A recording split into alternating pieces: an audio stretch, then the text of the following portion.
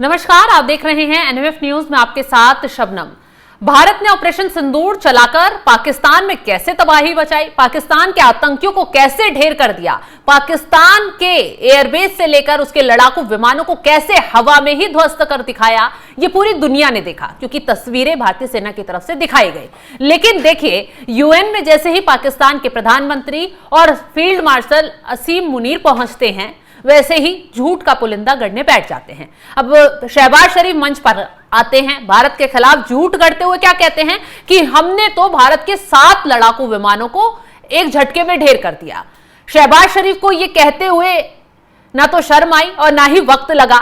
उन्होंने जैसे ही बयान दिया, हालांकि भारत ने मुंहतोड़ जवाब भी दिया। इसके साथ ही साथ ये भी पाकिस्तान ने कहा कि हम तो भारत के साथ बातचीत के लिए तैयार हैं, भारत हमारी बातों को और शर्तों को माने। आज इसी पर चर्चा करेंगे। इसी के साथ एक और मुद्दा सामने आया है। यूएन के मंच पर बांग्लादेशी पीएम का एक नाटक देखने के लिए मिला। मोहम्मद यूनुस यूएन के मंच पर पहुंचते हैं, लेकिन उसके पहले ही बाहर कार्यकर्ताओं के जरिए, कुछ लोगों के जरिए उन्हें घेर लिया जाता है, उन पर अंडों से वार किया जाता है और उन्हें पाकिस्तानी एजेंट तक बता दिया जाता है कि मोहम्मद यूनुस ने बांग्लादेश को तालिबान बनाने की कोशिश कर दी है, पाकिस्तान की शरण लेकर। इसी पर चर्चा के लिए हमारे साथ जुड़े हुए हैं वरिष्ठ पत्रकार पंकज प्रसून जी। पंकज जी, एक बार फिर पाकिस्तानी पीएम खुलकर ये कह रहे हैं कि भारत के हमने तो 7 लड़ाकू विमान मार गिराए। पाकिस्तान के प्रधानमंत्री के भाषण पे मैं आता हूं, लेकिन उससे पहले क्या हुआ वो सोचिए और समझिए। ये गए थे, आजकल पहले क्या होता है, हर देश में प्रधानमंत्री जाते हैं, उनका असिस्टेंट के रूप में विदेश मंत्री, सेना प्रमुख, आम मंत्रालय वगैरह होता है। पाकिस्तान दूसरे तरह का देश है, वहां सेना प्रमुख जाते हैं और अपने साथ प्रधानमंत्री वगैरह को लेके जाते हैं। जब डोनाल्ड ट्रंप से मुलाकात होनी थी तो प्रोटोकॉल के तहत सबसे आगे प्रधानमंत्री को होना चाहिए था, तब फॉरेन मिनिस्टर को होना चाहिए था, तब आर्मी चीफ को होना चाहिए था। बिल्कुल उल्टा हो गया। वहां थर्ड में सबसे जो आगे आगे असीम मुनीर थे, पीछे उनके सामने हाथ बांध के खड़े थे शहबाज शरीफ, और फॉरेन मिनिस्टर को ले ही नहीं गया। कहा तो लेकिन कुछ अजीब अमेरिका में थे इशाक डार, लेकिन उन्हें मीटिंग में बुलाया नहीं गया। बुलाया नहीं गया, इज्जत नहीं है ना। विदेश मंत्री क्या होता है, नौकर को कौन इज्जत देता। लेकिन वो ट्रंप के खिलाफ तो बयान दे रहे थे ना, सीज फायर वाला खुलासा उन्होंने किया था। नहीं नहीं, ठीक है, इसलिए तो नहीं बुलाया। बोला रामू काका अपनी औकात से ज्यादा बोल रहा है, तुम वहीं रहो। तो हुआ क्या, वो मैं बता रहा हूं। ओवल ऑफिस में इन लोगों की मुलाकात होनी थी। अब सोचिए कि एक देश का प्रधानमंत्री आर्मी चीफ को 1.5 घंटे बैठा के रखा बगल के कमरे में, ये अभी टाइम नहीं है, बैठो। और उस वक्त बगल में ही डोनाल्ड ट्रंप क्या कर रहे थे, टिकटॉक ऐप वाला वो साइन कर रहे थे जो। और ये बात बताई किसने दुनिया को कि वेट करवा रहा हूं, डोनाल्ड ट्रंप ने बताया। डोनाल्ड ट्रंप ने वहां मौजूद पत्रकारों को बोला कि आप लोग थोड़ा लेट हो रहे हैं, बगल के कमरे में इंतजार कर रहा है पाकिस्तान का फील्ड मार्शल। बोला कि बहुत महान आदमी है और बहुत ग्रेट लीडर है, लेकिन वो वेट कर रहा है, पिछले 45 मिनट से वेट कर रहा है, तो अगर आप लोग नहीं गए तो वो फिर आ जाएगा, आप लोग निकल। ये बेइज्जती की है डोनाल्ड ट्रंप ने सरेआम। और उसके बाद जब वो गए, सारे पत्रकार, इनको बुलाया और बंद कमरे में करीब 1 घंटे तक इनके साथ बात की। पहली बार ऐसा हुआ है कि कोई फॉरेन का लीडर आया, बातचीत हुई है, न कोई उस पर कोई प्रेस ब्रीफिंग है, न उस पर कोई एक जो नोट्स बताया जाता है कि आज ये बात मुलाकात हुई, ये बात हुई, कुछ नहीं। और पाकिस्तान में मीडिया इसलिए खुश है कि देखिए, हमारे प्रधानमंत्री से तो डोनाल्ड ट्रंप 2 बार मिले और असीम मुनीर से मुलाकात की, भारत के प्रधानमंत्री से मुलाकात नहीं की। अरे गधों, भारत का प्रधानमंत्री, रशिया का प्रधानमंत्री, चाइना का शी जिनपिंग गया ही नहीं वहां, क्योंकि औकात उसकी नहीं। अपने अपने भाई नौकर लोगों के साथ नौकर लोग बात करेंगे। तो अपने किसने फॉरेन मिनिस्टर को भेज दिया, किसने रिप्रेजेंटेटिव भेज दिया। ये बड़े देशों ने ये किया है। बड़े देशों ने डोनाल्ड ट्रंप को उसकी औकात बताई है।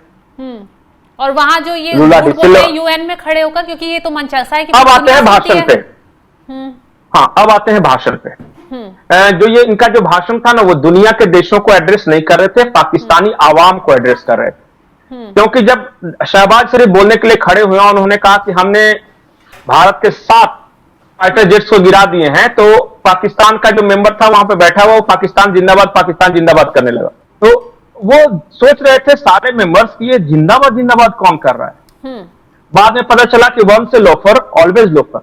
एक बार जो बेगैरत होता है वो हर जगह बेगैरत ही रहता है, इसलिए ये जिंदाबाद मुर्दाबाद यहां कर रहे हैं, क्योंकि वो बड़े देशों का फोरम है। अब इन भिखारियों को वहां ले आके बैठा दिया, तो ये क्या करेंगे? अब इनके भाषण को देखिए, ये कह रहे हैं कि हम टेररिज्म के खिलाफ लड़ रहे हैं, जबकि पूरी दुनिया को पता है कि ओसामा बिन लादेन कहां पकड़ा गया? पाकिस्तान में। ये कह रहे हैं कि हमने बड़ी कुर्बानियां दी टेररिज्म को लेकर। कुर्बानियां तो दी साहब आपने, लेकिन दुनिया में सबसे ज्यादा आतंकी तंजीमें अगर किसी देश में काम कर रही है तो पाकिस्तान में काम कर रही है। पाकिस्तान की फॉरेन पॉलिसी का अहम हिस्सा है इन आतंकियों को पालना। उन्होंने ये कहा कि पाकिस्तान आतंकवाद से पीड़ित है क्योंकि बलूचों को और टीटीपी के लोगों को अफगानिस्तान मदद कर रहा है। दुनिया ये पूछ रही थी कि जब तुमने अपने मुजाहिदों को ट्रेनिंग करके अफगानिस्तानियों को मारने के लिए भेजा था तो उस वक्त बहुत अच्छा लगा था। ये है इनके आतंक का ट्रैक रिकॉर्ड, जो मुझे तो सबसे दावा ये कर रहे हैं कि भारत के विमान मार गिराए हैं इन्होंने यूएन अरे दावा करने से क्या हुआ? कोई अच्छा बताइए, कोई सुन रहा था इसका दावा? अपने बोला, अपने नीचे उसी का आदमी जिंदाबाद कर रहा था, बाकी लोग रहे क्या बोर कर रहा है, क्योंकि दुनिया को तो पता है ना। भारत ने बकायदा टीम भेजी थी इसका खुलासा करने के लिए कि पाकिस्तान ने क्या करतूत की, कैसे भारत ने सबक सिखाया। पाकिस्तान तो ये भी कहता है कि आज तक जितनी भी जंगें हुई है हम ही जीते हैं। वहां की आर्मी ने वहां के लोगों को बता रखा है, और गलती से भी वहां के लोग में से किसी ने अगर बाहर के राइटर्स की किताब पढ़ ली या देश दुनिया में दूसरे पढ़ के बता दिया कि हारा हुआ है तो उसको कैद कर लेते हैं। ये पाकिस्तान है।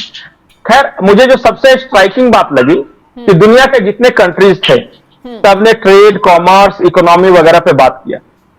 पाकिस्तान इस दुनिया का अकेला ऐसा मुल्क है जिसको ट्रेड, कॉमर्स, इकोनॉमी, ये सब एग्रीमेंट्स वगैरह से कोई मतलब नहीं।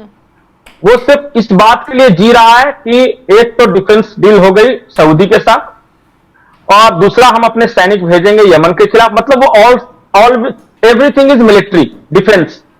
वो देश को अपने लोगों की लाइफ बेहतर करने में कोई इंटरेस्ट नहीं। वो सिर्फ मुस्लिम उम्मा, तो फिलिस्तीन। अच्छा, सबसे ज्यादा पता है मुसलमान किस देश में मारे गए हैं? बाय फैक्ट, आंकड़े। पाकिस्तान। फिलिस्तीन में कितने लोग मरे हैं? यही मैं बोल रहा हूं कि गाजा में या फिलिस्तीन में कितने लोग मरे हैं? गाजा में तमाम लड़ाई मिला के 16,000। और फिलिस्तीन में कितने मरे हैं? कितने मरे? जैसे आंकड़े की बात कीजिएगा, नहीं कौन कितना मारा है, कौन दुश्मन है। हाँ। पाकिस्तान ने 72,000 अपने ही नागरिकों को मार डाला है। तो ये तो ऐसे हुआ है ना कि अलग अलग बलूचिस्तान में आजादी की मांग उठ रही है, तो बलूचिस्तान वाले मुसलमान नहीं है क्या? हाँ। अच्छा, आप बम बरसा रहे हैं, ऑपरेशन जरबे अजब, आपके फाइटर प्लेन जा रहे हैं, वो गांव पे बम बरसा दे रहे हैं, ड्रोन से अटैक कर रहे हैं, वो मुसलमान नहीं है। हाँ। पठान लोग मुसलमान नहीं है, जो पश्तून लोग। तो उनके लिए क्यों नहीं दर्द है दुनिया को? क्यों? गाजा के लिए क्यों दर्द है? क्योंकि यहूदी मार रहे हैं और पाकिस्तानी आर्मी मार रही है, तो कोई बात नहीं, चलता है सब। ये तो खुलकर बलूची बोलते हैं ना बलूचिस्तान के लोग कि कैसे आर्मी कहर पर पाती है, बच्चों को निशाना, यही तो मैं बोल रहा हूं, को निशाना बनाती है। मैं साफ साफ बोलता हूं कि दुनिया में सबसे ज्यादा बड़ा मुसलमानों का नरसंहार करने वाला पाक आर्मी है कि नहीं है? बिल्कुल। आंकड़े के अनुसार दुनिया भर के मुसलमान ये इजराइल या यहूदियों के खिलाफ है, पाकिस्तानी आर्मी के खिलाफ कोई क्यों नहीं है?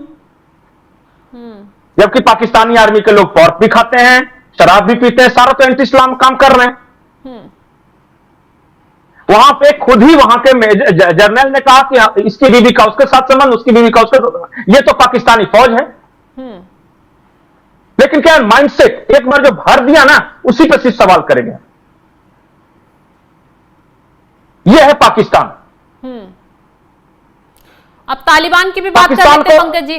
पाकिस्तान तो जो कर रहा है उसका झूठ तो रंगे हाथ वहीं पकड़ा गया, लेकिन तालिबान के मोहम्मद यूनुस, वो माफ कीजिएगा बांग्लादेश के मोहम्मद यूनुस भी पहुंचे थे, उनके साथ क्या हश्र हुआ? यूएन के बाहर कैसे अंडे फेंके गए, कैसे उन्हें खदेड़ा गया, पाकिस्तानी एजेंट तक बता दिया गया उन्हें। अच्छा, एक बार बताइए, यूनुस कौन है बांग्लादेश का? अंतरिम प्रधानमंत्री कौन है आप बताइए ना। अंतरिम प्रधान, उसको एक भी बांग्लादेशी ने वोट दिया है? नहीं। कैसे वो प्रधानमंत्री बना? बांग्लादेश के किस इंसान ने उसको वोट देके जिताया? अगर एक भी वोट नहीं मिला तो विरोध नहीं होता ना। आज तो देखिए पूरा बांग्लादेश उनके नहीं, खिलाफ इसलिए खड़ा तो मैं कह रहा हूं अगर कल को शबनम सौफी 1000 लोगों के साथ जाए और प्रधानमंत्री आवास में कनपट्टी पे बंदूक रख के इस्तीफा दिलवा दे और खुद प्रधानमंत्री बन जाए तो लोग एक्सेप्ट कर लेंगे? बिल्कुल भी नहीं करेंगे। यही किया है ना मोहम्मद यूनुस ने। भीड़ में कब्जा कर लिया, पता चला कि कोई शेख हसीना की साड़ी लेके भाग रहा है, कोई शेख हसीना का इनर गारमेंट्स लेके भाग रहा है, कोई वहां पे पाले हुए ये पक्षियों को लेके जा रहा है। यही करके आया है ना वो तख्त पे। पीएम हाउस और लूट लिया था। उनके साथ ये थे हाँ कि बैकअप उनका CIA का था, अमेरिका का था। अच्छा, ये तख्त पे बैठने के पहले वो बांग्लादेश में रहते थे? वो तो यूरोप के किसी देश में रह रहे थे। हाँ। तो तख्ता पलट के बाद उनको लाया गया, बैठाया गया। इनका पब्लिक से क्या कनेक्ट है? कुछ नहीं। ये तो हिलेरी क्लिंटन के लिए काम करते थे ना। उनसे पैसा लेना है, एनजीओ चलाना है। एक कोई ग्रामीण बैंक बना के रखा था, उसके बदले इनको नोबेल पीस प्राइज दिया, उसके बाद से वो विदेश में थे। ये है कनेक्शन उस देश के साथ। अब बांग्लादेशी क्या करें? और ये सबसे बड़ी बात है कि ये बुढ़ा चुनाव करवा नहीं रहा, क्योंकि चुनाव हो जाएंगे तो इसको पता है कि हमको तो कोई देगा नहीं वोट। तो बड़ी बड़ी बातें मुस्कुरा के ये सब करना अलग बात है, जो सच्चाई है वो अलग बात है। आज इस पे बताइए कितने देशों को आपने देखा है कि उसके प्रधानमंत्री पर उसी देश के लोग अंडा फेंक रहे हैं? किसी नहीं। प्रधानमंत्री तो देश का सबसे वो रिप्रेजेंटेटिव है। अगर हमारा प्रधानमंत्री को कोई कुछ बोल दे तो हमें बुरा लगता है कि हमारे पीएम को कैसे बोला। दुनिया के सभी देशों में ऐसा ही चलता है। लेकिन बांग्लादेश ऐसा देश है जहां के प्रधानमंत्री को वहीं के लोग अंडे फेंक रहे हैं, टमाटर फेंक रहे हैं, नारे लगा रहे हैं। ये है दो कौड़ी की इज्जत, इसको बोलते हैं हिंदी में। बिल्कुल सही कहा आपने। और मैं बार बार एक चीज बोल रहा हूं, ये जो विदेशी जो अवार्ड्स देते हैं ना, मुझे उन पर अब विश्वास नहीं रहा। ये रोमन मैग्सेसे, ये बुकर्स, ये नोबेल पीस प्राइज, ये सब अपने एजेंटों को देते हैं ताकि उसका इमेज यहां बन सके उनके अपने अपने देशों में। जैसे भारत में किसी को इसलिए दे दिया ताकि कल को जाके इसको महान लोग समझने लगे और बाद में इसके थ्रू अपना काम कराने लगे। देखिए ना, हमारे यहां जो मिला है किसको, ये मदर टेरेसा हो गया या अमर्त्य सेन हो गया, ये सबको देखिए किस तरह के लोग हैं। या फिर देखिए ना, आंग सांग सूकी हो गया बगल में म्यांमार में, वो क्या कर रही है? विद्रोहियों की लीडर बनी हुई है। ये बांग्लादेश में मोहम्मद यूनुस को मिला, देखिए नोबेल पीस प्राइज, क्या कर रहा है वो? तख्ता पलट करके एक डेमोक्रेटिकली इलेक्टेड गवर्नमेंट को हटा के खुद बंदूक के जोर पे बैठा हुआ है। नतीजा भुगतने को तो मिल रहा है। चलिए, तो ये सब वो जो विदेशी है ना, वो बहुत तरह से काम करते हैं। वो अवार्ड भी देंगे, वो उसका ब्रांडिंग भी करेंगे इंटरनेशनल मीडिया में, और अपने दुश्मन देशों को वो इसी तरह मिटाते हैं जो उनके अनुसार नहीं चलेगा। चलिए, तो बहुत बहुत शुक्रिया तमाम जानकारी देने के लिए। तो देखिए कैसे ये लोग सत्ता में आए, पाकिस्तान के प्रधानमंत्री शहबाज शरीफ हो या बांग्लादेश के अंतरिम प्रधानमंत्री मोहम्मद यूनुस हो, इसका नतीजा अब इन्हें भुगतने को मिल रहा है। अब सबसे बड़ी बात तो यह है कि यूएन के मंच पर कैसे इनकी बेइज्जती हुई, कैसे इन्हें खदेड़ा गया, कैसे इन्होंने खुद ही अपनी किरकिरी गिराई, कैसे भारत ने एक झटके में शहबाज शरीफ के झूठ को न सिर्फ बेनकाब कर दिया बल्कि तगड़ा जवाब भी दिया। और दूसरी तरफ मोहम्मद यूनुस यूएन पहुंचकर बुरी तरह फंसते हुए नजर आ रहे हैं। फिलहाल इस खबर को लेकर आप क्या राय रखते हैं कमेंट बॉक्स में जरूर बताइएगा। तमाम बड़ी खबरों की अपडेट के लिए आप हमारे साथ जुड़े रहें। नमस्कार।